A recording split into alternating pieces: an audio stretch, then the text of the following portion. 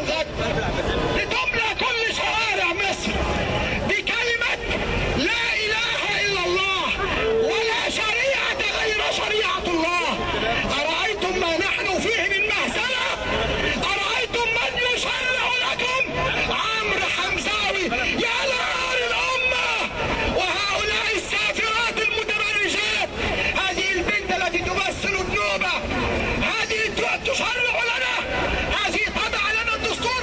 وخيبته وخيبته يا ياسر برهامي، يا سلفية، يا إخوان، يا جماعة إسلامية، أليس والله عار عليكم أن تشارك هذه الأصناف الذين لا يريدون شرع الله، لا يريدون شرع الله، يشاركونكم في وضع دستور البلاد.